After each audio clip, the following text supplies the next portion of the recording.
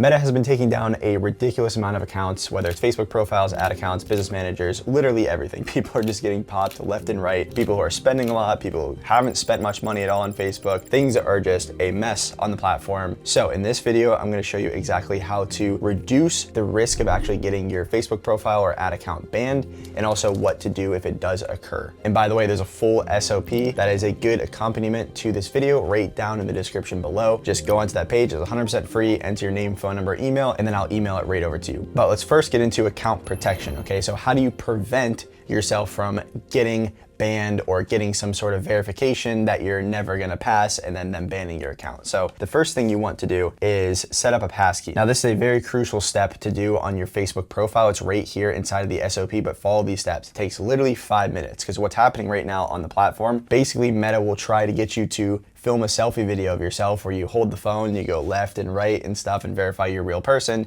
And guess what? 9.999 out of 10 times, you will fail that and they just ban your account. So you don't want to deal with that. Now, if you set up a passkey, and this is something that we heard from multiple Facebook reps and insiders, it limits the probability of you getting hit with this verification layer. Because again, you will not pass this, right? If they ask you to do a selfie video verification, you will not pass this. So that's the first preventative measure that you can take right now inside of your account to make sure that your Facebook profile is safe. Now, the second thing is to just hit up support right now and ID verify if you haven't already. Just hit them up and say, hey, I would like to verify my ID with you guys right now. I don't know if I did that in the past, but can I do that real quick? Just so you know that I'm a real person and that my account is safe and secure. Do that, seriously, very key. Now, the third thing, and this is gonna sound dumb, a lot of people don't do this. And look, all right, if you're a Facebook rep out there, like the actual reps that work at Facebook, I'm sorry, but a lot of you guys are idiots and they're terrible. They tell you to run traffic campaigns, engagement campaigns, all this stuff, like just stuff that will never work and will just burn your money. But it's good to actually answer the calls that you get from Facebook. Usually it comes from a 415 number. And sometimes when you're inside of the ads manager, it'll prompt you to schedule a call with your Meta Marketing Pro. Definitely do that. Or if they call you or email you, answer and make a connection with them. Because what people don't know is even these lower level reps, they actually have around 2 to 3 manual submissions and appeals that they can push through every single month. So if you have a good relationship with one of these guys, then cool. If something happens to your Facebook profile or your ad account or your business manager, you can hit them up and they can push things through manually. And then what we like to do there is couple that with emailing appeals@fb.com, appeals@fb.com, all right? So we'll work our rep and we'll also email the whole situation to appeals@fb.com, and sometimes we'll even CC our rep onto that actual email. But it's very good to just answer the call from your rep and just make a connection with them, because there's been so many times that they have really just like saved us with this manual submission. And we're an agency, right? So I have myself as an admin on a ton of ad accounts, which is awesome because I have multiple reps on all of these accounts dialing me pretty much all day. It gets a little annoying and they're emailing me here and there and stuff.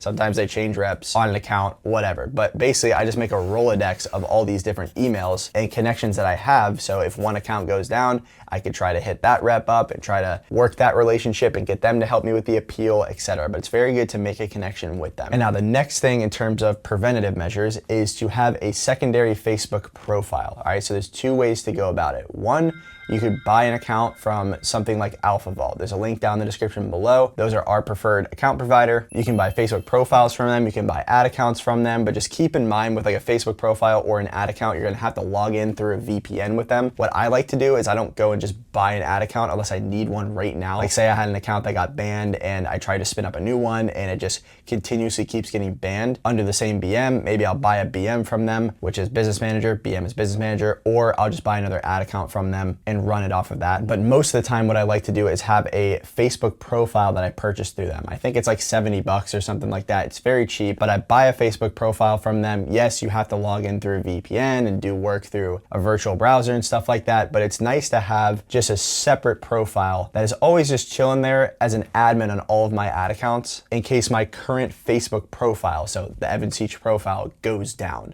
If that goes down, I log into that one.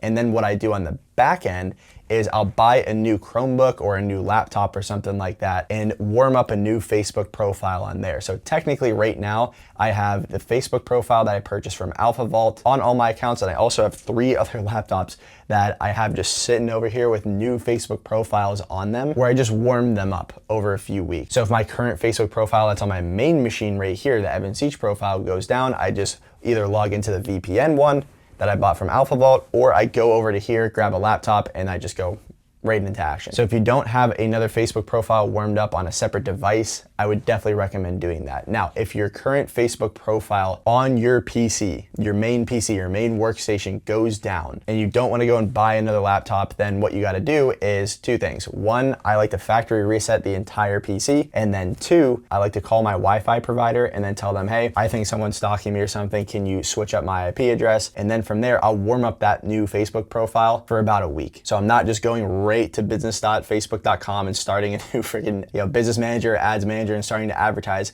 I'm warming it up for a week. So I'm just joining some groups, acting like a freaking human on the platform. I'm posting stuff.